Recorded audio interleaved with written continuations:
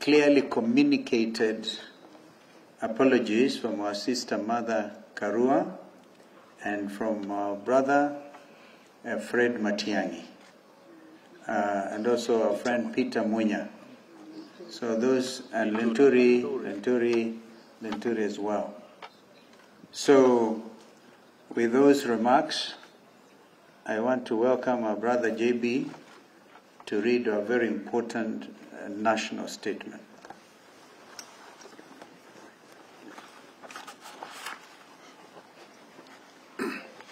Hi, cousins.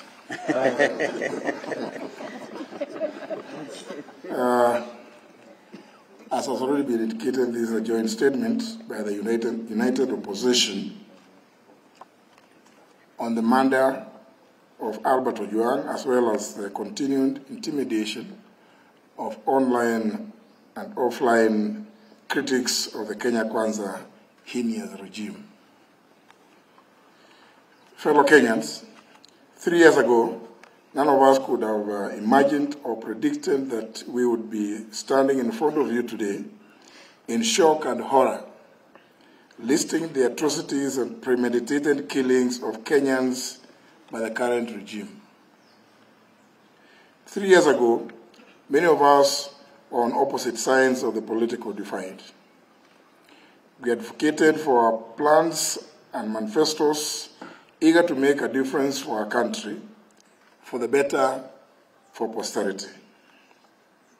Whether on the Kenya Kwanza, or Azimio la Umoja, One Kenya Alliance sides, none of us gathered here today would have made plans to offer security or ensure that our staff and their families, indeed our own families, have a hotline for protection and help, because the threat of abductions and illegal detentions was an imminent reality. We simply did not imagine it. Nor could we ask any Kenyan to prepare for it.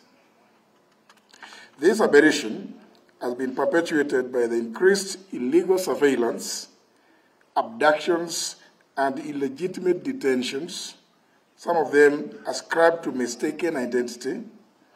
It has become the modus operandi of a callously inhumane, Ruto-led regime. It is one, if not the major reason, why senior members of the Kenya Kwanza have been impeached, forced into resignations, or indeed have been sacked because they questioned and sought answers for these indecent atrocities that go against human understanding. It is the reason, ladies and gentlemen, that these brave souls, unbound and uncompromised, stand here as the united opposition determined to komboa Kenya.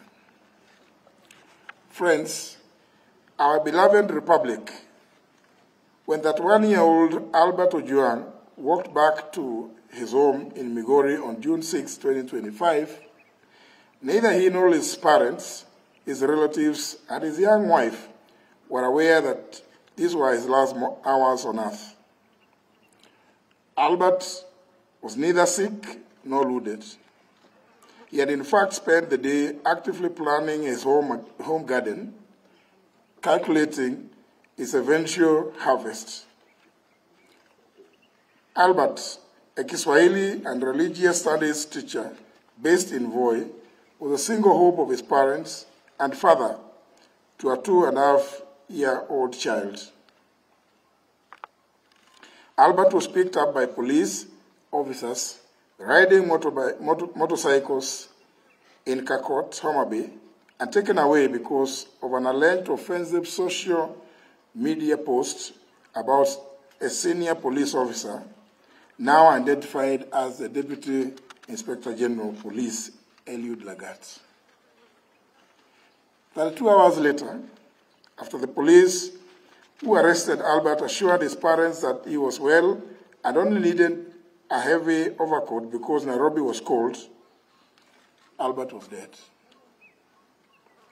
Why Albert was moved from Mawega police station in Homa Bay to Nairobi 400 kilometers from the alleged area of incident, and specifically Central Police Station in Nairobi, and checked in an OB number 13/7/6/2/2025 at 9:35 p.m. on Saturday, June 7th, remains unclear. There are 26 hours that remain unaccounted for between Homa Bay and Nairobi.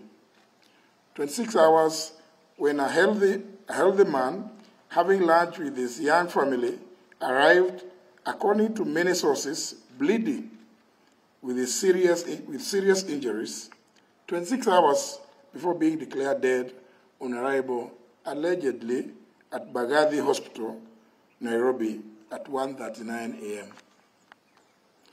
Today, ladies and gentlemen, this is no ordinary gathering. Albert's family has questions. We too have questions. Kenyans have questions. And indeed, the international community has questions. We all demand answers to the following. 1. The Criminal Procedure Code, Chapter 75 of the Laws of Kenya, has clear procedures on arrests relating to cognizable offenses. There should have been a formal complaint and an arrest warrant. Kenyans want to know if there was a formal complaint by the Deputy Inspector General of Police Eliud Lagat, and if so, at what police station? Which date and time was this complaint recorded? Was it the OB entry number of the said was there an OB entry number for the said complaint? Number 2, we demand to know why Albert was moved from Mawego Police Station, Homa Bay, to Nairobi, and specifically Central Police Station, and which officers accompanied him by name and rank. Central Police Station, Nairobi area, has CCTV coverage. Number 3, we demand to know where the footage showing Albert being brought in and leaving the station is, and whether it's been provided to the family lawyers. If there is no footage, we demand to know who ordered for the cameras to be switched off. When Albert was picked up in Homa Bay, he had no physical injuries. Indeed, he was having lunch with his wife. We demand to know who inflicted the grievous and extensive injuries on his body. Number 5, it's been reported that Albert was in solitary confinement at Central Police Station. Why was Albert considered a high-risk criminal to be confined in solitary? If he was not in solitary confinement, as alleged, who are his cellmates and how many were they? We therefore demand to know that demand to be shown the cell register to show whether he was with other inmates or he was in solitary confinement. Number 6, yesterday, June 10th, 2025, we've read and heard that the Director of Public Prosecutions, the DPP, directed the Independent Policing Oversight Authority, IPOA, to expedite investigations on circumstances surrounding the death of Albert and report within 7 days. This is a cover-up and a diversionary tactic to delay this matter.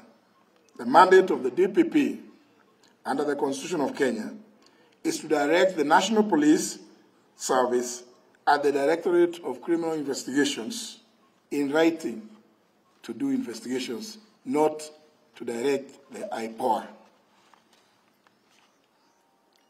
The postmortem on Albert is clear, and all Kenyans have formed this opinion. He was murdered. In light of the foregoing, we are calling not just for the resignation, but for the arrest and arraignment in court of the Deputy Inspector General of Police, Eliud Lagat, within 24 hours from the issuance of this statement. We similarly demand that the junior officers currently being prosecuted be given witness protection with immediate effect. Their lives, obviously, are in danger because they know the truth. We applaud the courageous Kenyans who have kept vigil at Vigilance House, and encourage them to maintain the pressure until this is achieved. We are also aware that Safaricom is complicit and indeed a facilitator in the tracing and abduction of Kenyans who have either ended up dead or maimed in the hands of police like Albert Ojwang. We want to issue a direct warning that this amounts to aiding and abetting in the commission of these crimes against humanity, for which Kenyans will hold Safaricom responsible and either take appropriate legal action or boycott their services. Finally, ladies and gentlemen, due to the persistent targeting, kidnapping and abductions, intimidation, and love arrests and murder of young people by this heinous and degenerate regime led by William Ruto, we reiterate our call for the June 25th to be a people's public holiday, a day of memorial in honor of all Kenyans who have lost their lives under this regime. Thank you. God bless Kenya. I think it's a very clear statement. I don't know whether anybody in here, because I think something so serious needs to be digested as it is. Yes. No questions. Okay. Thank you. Maybe, but anyway, it's clear.